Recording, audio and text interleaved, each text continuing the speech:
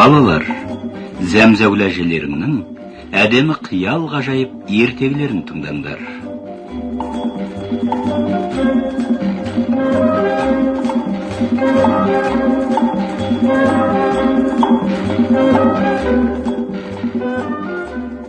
Балалар, саламатсыңдар ма?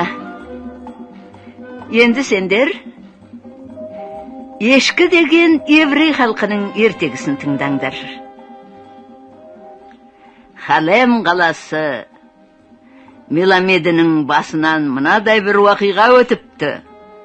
Оқу жылы аяқталған кезде оның қалашығында мол байлық, сыңғырлаған 10 теңге пайда болыпты. Маламед әйелімен ұзақ мәслихаттасып, ол ақшаға не сатып алудың жайын ақылдасады. Ақыры әйелі Маламедке былай дейді: ешкі өсіретін жаққа барда бір ешкі сатып ал. Ел ішінде есің кетсе, ешкі жей деген сөз бар емес пе? Маламед әйелінің айтқанын орындап сапарға аттанады да бір ешкі сатып алып қайтады. Үйіне қайтып келе жатқанда күн кешкіріп, жолда түнге қалады. Елсіз далада Меламед қатты қорқады. Соны соң жолаушылар тоқтайтын керуен сарайға барып, сонда түнеп шықпақ болады. Маламед шайға бөгіп, масайрап отырғанда, ешкісі қорада шөп жеп тұрады. Біраздан кейін жолаушының қасына керуен сарайының қожасы келеді.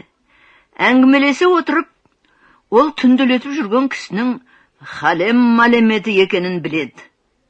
Мұны қалай ажуаласам екен деп ойлаған сарай қожасы қораға кіреді, ешкінің орнына бір текен әкеп байлақ қояды.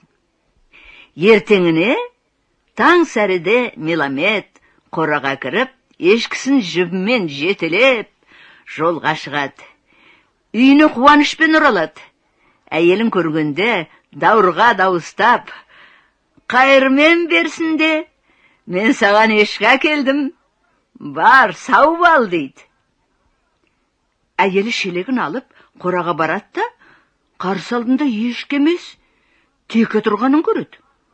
Ол бұлқан-талқан ашуланып, өзінің бейпіл сөздерін Меламедтің шәкірттері балалар естік баладау депті именбестен ауланып басына көтері, текені де, ерін де жерден алып жерге салып балағаттай бастайды.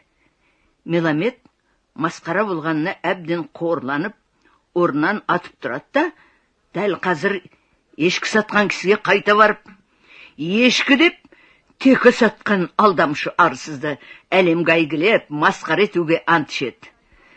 Мен танытайын оған кім екенімді, деп ашуға мінеді Меламед.